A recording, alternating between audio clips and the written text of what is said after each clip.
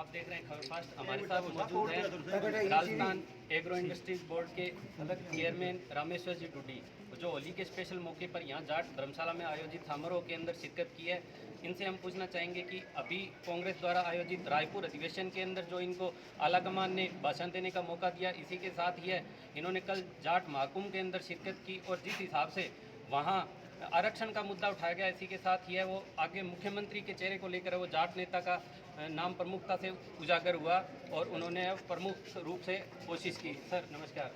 Sir, आपने रायपुर अधिवेशन के अंदर भाग लिया था, वहाँ आलाकमान ने आपको वहाँ भाषण का मौका दिया, राजस्थान के अन्य नेताओं को वो मौका नहीं मिला और कल जाट महाकुंभ हुआ था जयपुर में, जिसके अंदर सर आरक्षण के मुद्दे उठाए गए, उसी के साथ ही है वो प्रमुखता से ये मुद्दा। मैं एक बता दूँ, छत्तीसगढ़ रायपुर के अंदर हमारे कांग्रेस का महाधिवेशन हुआ था। उस अधिवेशन के अंदर हमारी कांग्रेस पार्टी ने किसानों का रेजुलेशन पेश किया। उस किसानों के जो संकल्प पत्र है, उसमें पूरे देश के किसानों के सामने जो दिक्कत और समस्याएं आती हैं, उन समस्याओं और दिक्कतों को लेकर हमने उसके निवारण के लिए हमने संकल्प पत्र तैयार किया। उसमें मुझे बोलने का मौका मिला। मैं पूरे हिंदुस्तान के किसानों का प्रतिनिधित्व करते हुए मैंने एक बात की कि हमारे देश की इकोनॉमी जो है, अर्थव्यवस्था, वो खेती पर है। हमारे देश का किसान यदि सशक्त और मजबूत होगा तभी हमारा देश उन विकास की ऊंचाई पर जाएगा। हमारी पार्टी ने उससे रिजोल्यूशन के अंदर कई ऐसी बातें रखी है कि आने वाले समय के अंदर हम सत्ता में आएंगे।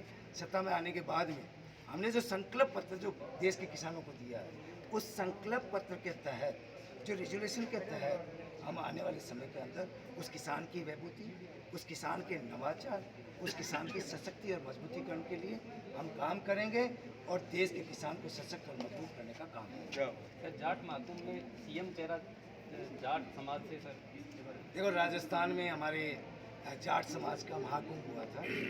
उस महाकुंभ के अंदर हमारे प्रदेश के कोने कोने से करीब 5 लाख से ऊपर लोग आए। उनके अंदर हमने बैठ के बात करी कि जो जाट समाज है वो एक सरल, एक दूसरे की मदद करने वाला, एक मजबूत, एक वीर कौम है। उसमें बैठ के हमने चिंता करी, उसमें बैठ के हमने चिंतन किया, मंथन किया। उस चिंतन और मंथन से जो अमृत निकल के आया, उस अमृत से 36 कौम का जाट समाज मजबूती और एकता संगठन से 36 कौम को साथ लेके और मजबूती से काम करेगा। जहाँ तक राजनीति के अंदर सवाल है, क्योंकि आज हमारा समाज जो है, चाहे शिक्षा के क्षेत्र में ले लें, चाहे आप सामाजिक क्षेत्र में ले लें, चाहे राजनीतिक क्षेत्र में ले लें, किसी भी क्षेत्र के अंदर कम नहीं है। और आने वाले समय के अंदर राजनीतिक क्षेत्र के अंदर हमें और ज़्यादा मजबूती और एक नया निर्माण, एक नया संदेश लेकर हम गाँव ढाणी खेतों के तक जाएंगे। सर, हनुमान बेनीवाल जी जो जाट समाज से आते हैं और एक राजनीतिक समीकरणों को छोड़कर अगर हम समाज की बात करें तो सर कल उनकी उपस्थिति दर्शनीय है, इसके बारे में क्या कहेंगे? देखो, हनुमान बेनीवाल हमारे समाज के एक बहुत ही अच्छे और एक व्यक्तित्व के धनी हैं। वो भी किसानों के लिए कर रहे हैं। वो भी प्रदेश के अंदर जगह जगह जाते हैं, हमारे लोगों के बीच में बैठते हैं। वो भी एक राजनीति क्षेत्र के अंदर एक अग्रणी जो है, एक अच्छे सोच के, विचार के, मन के, व्यक्तित्व के आदमी हैं। तो कलवाड़ा जो महाकुंभ हुआ, उसमें किन्हीं कारणवश वो आ नहीं सके, क्योंकि उनका खुद का व्यक्तिगत कोई ऐसा था तो उस वजह से आ नहीं सके। लेकिन उस महाकुंभ के अंदर ये देखने को मिला कि जाट समाज जो है, वो जाट समाज एकता और संगठन से आने वाले समय के अंदर 36 कौम को साथ लेके और इस राजस्थान को एक नया राजस्थान बनाने में, एक नया निर्माण करने में वो एकता और संगठन से काम करेगा। और मैं धन्यवाद भी देना चाहूँगा हमारी सरकार को, जो वीर तेजा कल्याण बोर्ड का जो नया जो गठित किया है, उस बोर्ड के मार्फत उस गांव ढाणी, उस चौपाल के अंदर वो बोर्ड एक सक्रियता भूमिका निभाने का काम करेगा। उस गांव में ठीक ढाणी के अंदर बैठा हुआ एक आखिरी छोर का जो गरीब परिवार है, उस गरीब परिवार का आंगन हरा भरा कैसे हो, इस सोच के साथ में जो वीर तेजा जी, क्योंकि वीर तेजा जी परमार्थ सेवावादी थे। उन्होंने जो परमार्थ सेवा करी थी, गायों की सेवा करी, हर व्यक्ति कोई दुखी था, उसको मदद की जरूरत थी, क्योंकि लोक देवता के रूप में पूजे।